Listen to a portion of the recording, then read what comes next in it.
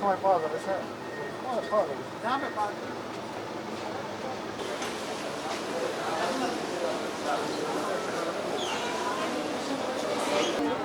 আমি দুবাই প্রবাসী যে মৃত্যু হয়েছে মোহাম্মদ সালেহ আহমদ, তখন ইস্তা করেন, ইস্তার পরে যান নমাজ থেকে একটা অর্ডার আসে, অর্ডার আসার পরে সাথে সাথে যান পানি ডেলিভারির সাথে সাথে একটা দুর্ঘটনা হামলা, বিশাল বড় একটা আওয়াজ আসে, আসার পর আমার মামা সাথে সাথে মৃত্যুবরণ করে।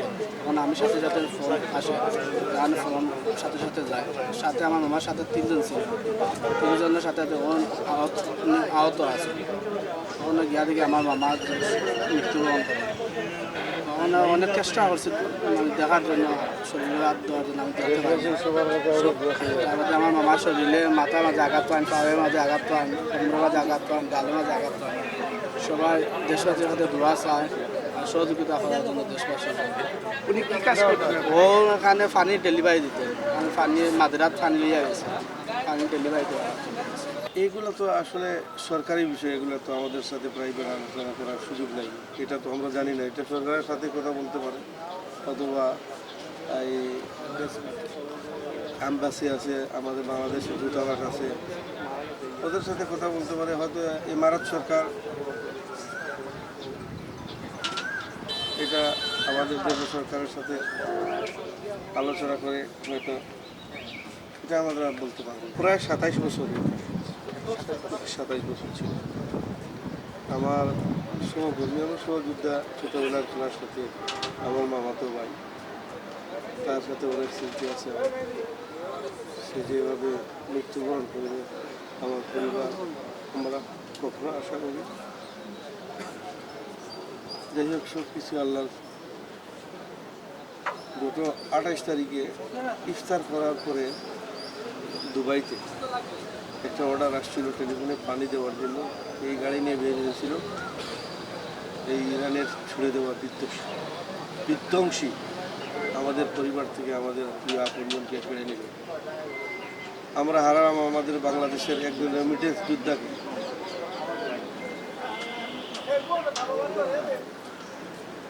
আমি আমার ভাইয়ের আত্মার মাগফিরাত কামনা করি, আল্লাহ যেন তাকে জান্নাতুল ফেরদৌস দান করেন। আমরা দেশবাসী তার মৃত্যুতে শোকাহত, আমার এলাকা পুরো বাংলাদেশ আমরা শোকাহত। এ ধরনের মৃত্যু আমরা কখনো কারো কামনা করি না। মিডিয়ার মাধ্যমে আপনারা আরও জানতে পেরেছেন, আরও নিউজ পাইছেন, আর আপনারা সঠিক তথ্য পাবেন। আর এই মুহূর্তে আমাদের সাথে কথা বলবেন পররাষ্ট্র প্রতিমন্ত্রী সামনে। আসলে আমরা এখানে এসেছি খুবই হৃদয় বিদারক একটা অবস্থায়, বলার কিছুই নাই। আমরা সবসময় বলে আসছি যে বাংলাদেশের কাছে বাংলাদেশের নাগরিকদের নিরাপত্তা সবচেয়ে বেশি গুরুত্বপূর্ণ আমাদের কাছে। আমাদের এই যে ভাইটি আজকে এসেছে আলী আহমেদ, ওর পরিবার আজকে এখানে এসেছে, ওনার পরিবার ওনাকে আমাদের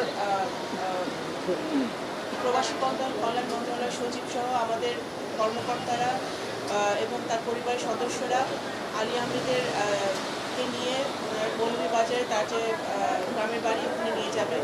আমাদের প্রবাসী কল্যাণ মন্ত্রী আরিফ সাহেব অলরেডি মৌলভীবাজারে অবস্থান করছেন। আমাদের সরকারের পক্ষ থেকে আমরা যতটুকু আমাদের নাগরিকদের পাশে থাকা যায় সেটা আমরা করার চেষ্টা করছি। এখানে আজকে আরও দুজন গতকালকে আপনারা শুনেছেন ইতিমধ্যে রিয়াদে নিহত হয়েছে, এবং তাদের পরিবারের সাথে ইতিমধ্যে আমাদের প্রতিমন্ত্রী বলেছেন আমরা যোগাযোগ করেছি, কথা বলেছি, এবং তাদেরকে কীভাবে আমরা খুবই শীঘ্রই আমরা দেশে ফিরিয়ে আনতে পারি সেই কাজও আমরা করছি।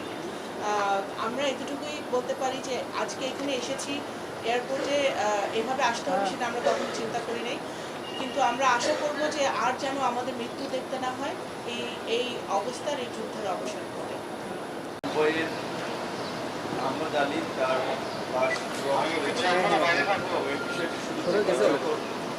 মধ্যপ্রাচ্যের সংকট শুরু হয়েছে, মাননীয় প্রধানমন্ত্রী যেন তারেক রহমান, পররাষ্ট্র মন্ত্রণালয়, প্রবাসী শিক্ষা মন্ত্রণালয় সহ সংশ্লিষ্ট সকল যে নির্দেশনা দিয়েছিলেন যখন ফ্লাইটগুলো বন্ধ ছিল, যাত্রীদের থাকার ব্যবস্থা করা সহ তাদের সংকট নিরসনে সমন্বয় করে কাজ করা। এবং আজকে আমরা দুজন নিহতদের পরিবারের সাথে কথা বলেছি। বাদল মিয়ার পরিবার টাঙ্গাইলের যিনি মারা গিয়েছেন, আমাদের মাননীয় পররাষ্ট্র প্রতিমন্ত্রী শ্যামা ওবায়দ, তিনি তার পরিবারের সাথে কথা বলছেন। মাননীয় প্রধানমন্ত্রী তারেক রহমানের পক্ষ থেকে তার পরিবারের প্রতি সহমর্মিতা এবং সহযোগিতা, সামগ্রিক আশ্বাস এবং তাদের পরিবারের লাশ এবং তাদের কাছে আমরা পৌঁছে দিতে পারি সেই বিষয়ে তাদের সাথে কথা হয়েছে। মারা গেছেন তার সাথেও আমরা কথা বলেছি এবং আমাদের যারা আহত আছেন এ পর্যন্ত আমাদের কাছে যে তথ্য আছে প্রায় ১৪ জনের মতো আহত আছেন। তাদেরকে আমাদের সমস্ত দেশের দূতাবাসগুলো পূর্ণাঙ্গ সেবা দিয়ে যাচ্ছে। তো আমরা আমাদের বাংলাদেশি প্রবাসী ভাইরা যারা বিশেষ করে মিডল ইস্টে আছেন তাদের প্রতি আমরা এখনকার আসলে এই সম্পর্কটা আমাদের হাত নাই। আমরা তাদেরকে নির্দেশনা বা পরামর্শ এটুকু যে যতটুকু সম্ভব সংঘাতপূর্ণ এবং বিশেষ করে যেগুলো আক্রমণের লক্ষ্যগ্রস্ত হচ্ছে এই সমস্ত এলাকাগুলো একটু এড়িয়ে চলা এবং যখন সতর্কতা সাইরেন সহ সংশ্লিষ্ট দেশগুলো যে দিক নির্দেশনা দেয় সেটি একটু মেনে চলা। একই সাথে আমরা একটা কথা বলবো যে যেহেতু আমাদের এই দেশগুলোর সাথে দীর্ঘদিনের দ্বিপাক্ষিক সম্পর্ক, বাণিজ্যিক বিভিন্ন ধরনের সম্পর্ক আছে, কাজে ওদের দেশের আইনের প্রতি আমাদের একটু শ্রদ্ধাশীল হতে হবে।